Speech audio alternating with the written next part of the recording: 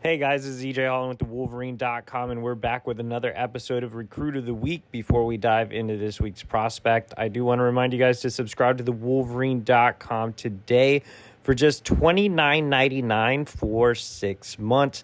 That gets you access to insider recruiting information, team information, basketball recruiting, NIL, transfer portal, and so much more. And you get to be part of a great message board community over on the Fort for just $29.99 for 6 months. That gets you through spring ball, through the summer official visit season, so make sure to take advantage today. As you notice, these promotions are getting a little more expensive, so don't miss out on a subscription to the Wolverine.com today. All right, guys, we are exactly 1 month away from the late signing period. So as you guys know, most prospects sign their national letters of intent in December. We've turned the page on the calendar to the new year. It is officially 2023. All class of 2023 recruits will be signing their national letters of intent in February, on February 1st, actually. So the remaining targets out there, like I said, most signed in December.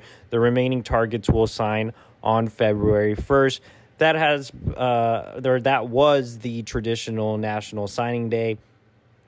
December has now become the new norm, but there are some talented prospects out there still on Michigan's board as we head into this late window.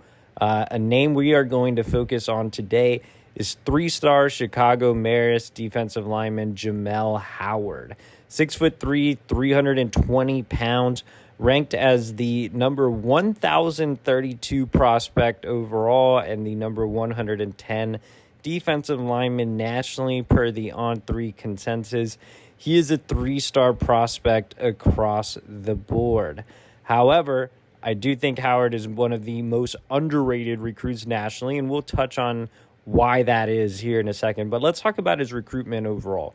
So Howard committed to Wisconsin in the offseason. He was pretty solid with the Badgers up until they had a coaching change that opened the door for more schools to get involved, including Michigan. Michigan was really that first school to make a big impression on Howard, even when he was still committed to Wisconsin. They got him on campus for a visit for the game against Illinois, got him back on campus for an official visit right before the start of the holiday dead period. Michigan was unable to close those, so unfortunately for the Wolverines, they did not get a signature from him during the early signing period, which means there's still work to do. There are other schools really involved here. Wisconsin wants to get him back in the class. Nebraska and their new coaching staff is pushing hard. You have the SEC schools coming into the picture, LSU and Ole Miss. And I forgot a Big Ten school, Illinois. The home state program is also working hard on Howard here in the late period.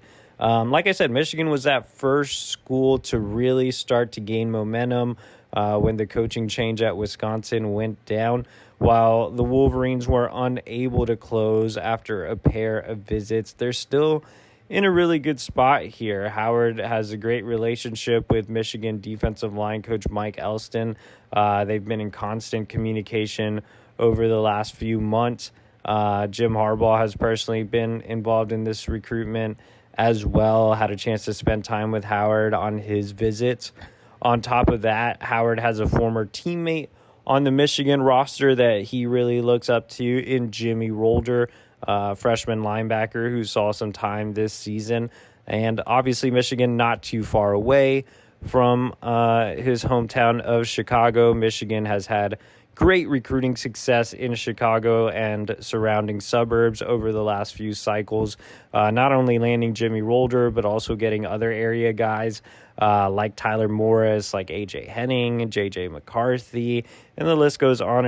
And even this cycle, landing Trey Pierce out of Brother Rice, which is literally 5 minutes down the road from Marist. So Pierce was also a former Wisconsin commit. So he'll be involved in helping the Wolverines recruit Howard. Right now, I think we kind of have to wait and see We're going to be monitoring what other schools really get involved in the recruitment of Howard. I wouldn't be surprised if he picks up a few more offers. I'm interested to see how much the SEC schools are a factor in his recruitment. LSU has historically done well recruiting defensive linemen. Ole Miss has a great young recruiter as a defensive line coach in Randall Joyner. So those two schools are definitely two to watch. There's already familiarity with Wisconsin. There's already familiarity with Illinois being the home state program. Nebraska has that, new coach smell. So I do feel like there's going to be some stiff competition for Howard, but he is a guy that is, again, at the very top of the priority board as we head into the late window. Michigan did not sign a true nose during the early period. Like I said, they just landed Trey Pierce, who is more of a three technique. Brooks Barr is more of a three technique as well. So Jamel Howard at 6'3", 320 would be that true nose that Michigan desires this cycle. And Howard's definitely a player, man. I know he's ranked in the 1000s, which is pretty crazy, but he is a true late riser. The SEC offers came late. The Michigan offer came late. He's a guy that kind of flashed as a junior. He was always a big kid, but I think he really took a step forward in his game as a senior. If you turn up the film, it's not just him being a run stuffer and taking up multiple blockers and allowing his linebackers to make plays. Of course, he does that at 320 pounds, but what I really like about Jamel Howard is you see the improved stamina. Even when I went down to Marist a couple of months ago and talking to their head coach, he told me, hey, last year we had to get Howard off the field. This year he almost never came off the field. So you saw the improved stamina, improved body. I know he's listed at 320, but I think he's closer to 305 right now. So he's trimmed some fat off his body. The athleticism is there. He moves really well for his size. He shows great power as well. Marist is a well-coached program, so he also displays high-level technique. So I do think Howard, again, is one of the more underrated prospects nationally, would be a gem for Michigan. I have him rated as a four-star prospect, same as Trey Pierce. I mean, both of those guys kind of flew under the radar as early commits to Wisconsin. But the Badgers do a great job of identifying really undervalued Midwest defensive linemen and turning them into monsters. So I think both Howard and Pierce have really high ceilings. If you can pair Howard and Pierce and also have the athletic upside from both of those prospects, I think you have quite the combo there. On top of that, you have Brooks Barr, who's a really intriguing prospect at 6'6", 275 pounds, who is a taller and longer recruit than both Howard and Pierce. So you have the Chicago 3 up front, and that's a pretty nice combination of size, potential, and length. So again, I really do like what Howard brings to the table. He is one of the three priorities, along with edge Cameron Brandt out of California, who's committed to Stanford, and, of course, five-star athlete Nicholas Harbaugh. We'll see if more prospects pop up during the late window, but that's all I got for you guys this week on Recruit of the Week. For more intel on all three of these guys remaining in 2023, as well as top prospects in 2024, make sure to subscribe to thewolverine.com today. So appreciate you guys for joining me. Like this video, subscribe to our YouTube channel for free.